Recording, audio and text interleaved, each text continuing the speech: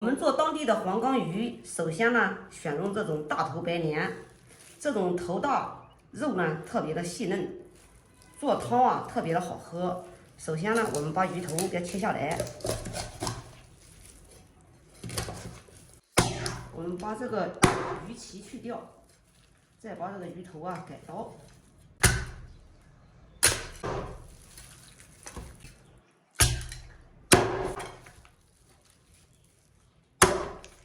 鱼头呢，这个地方不要切得太碎，太碎了，这个鱼脑就容易流失。切好之后放入空盆子里面。鱼头切好以后，接下来呢，我们把这个鱼给它改刀，先给它片成2半儿。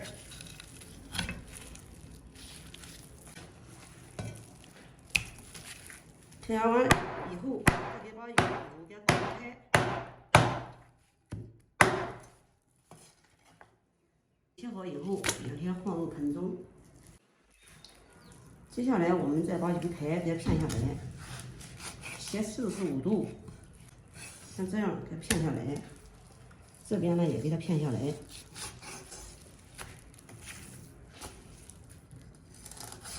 我们再给它片厚一点的鱼片，一定要厚一点，比做酸菜鱼的鱼片要厚得多，像这样就可以了。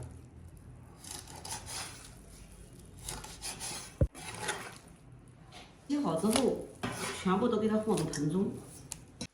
全部切好之后，我们把盆子里面加上适量的清水，给鱼给它清洗2遍，去掉里面的血腥味儿。这样呢，做出来鱼啊好吃，没有腥味儿。一定要给它洗至变清，里面的脏东西全部都给它抠掉。我们这已经是洗第3遍了，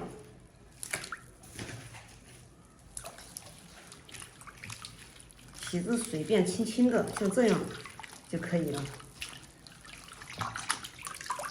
洗干净之后沥水备用。接下来我们准备一块姜，使劲的给它拍上一刀，然后呢再给它切成末。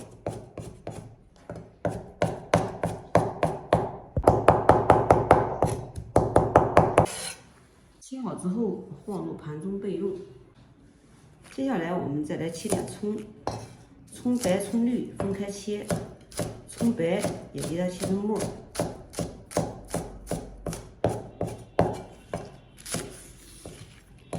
葱绿给它切成葱花，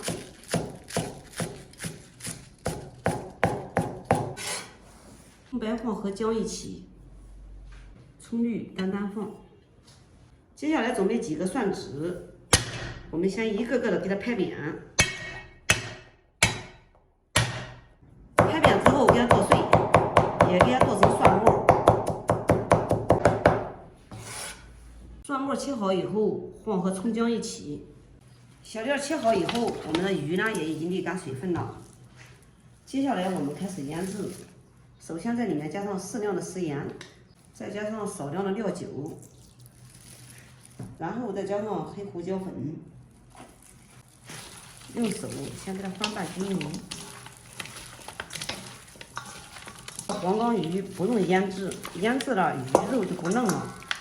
我们给翻拌均匀之后，再加上少许的红薯淀粉，一定要用红薯淀粉了，其他的粉是不可以代替的。做这个黄冈鱼，这里面有一点点小疙瘩，也不用管它，也不需要拌得太均匀，但是里面的水不能太多，太多的话容易脱浆。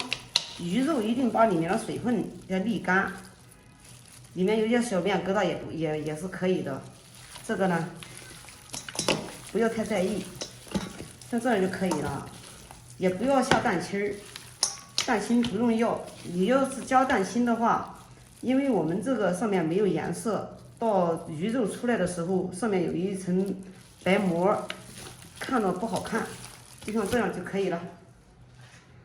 鱼拌好之后，我们下面开始起锅，先用大火把锅烧热，然后再加上猪油。这个猪油呢，还是我用高压锅炼的油，看看又白又清亮。我们做这道鱼，猪油是零分哦。油烧热以后，把我们切好的小料要加进去，用油把它爆香，爆出鲜香的香味，然后加上适量的辣椒面儿。瞬间我们就要倒水，不然的话辣椒面就糊了。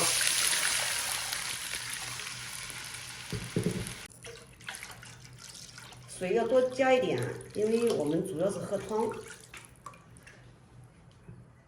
我们现在来开始调味儿，首先在里面加上适量的食盐，多加一点胡椒粉，因为我们这个主要就是胡椒粉。再加一点白糖提鲜，加上1大勺的醋，中和口感。这道菜醋是少不了的。接下来加上一点点的生抽提味儿，再来一点蚝油提鲜。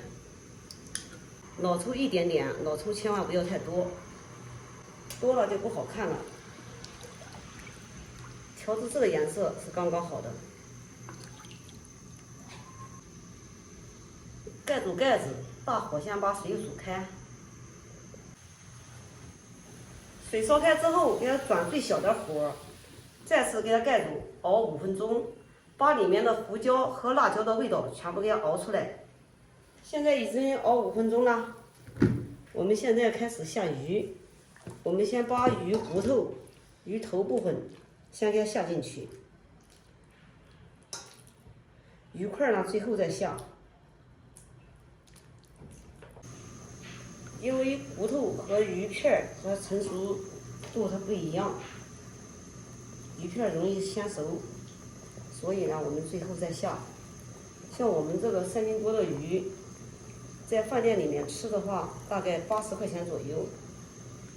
我们自己买呢，也就是20来块钱，非常的实惠哦。像这样满满的一大锅。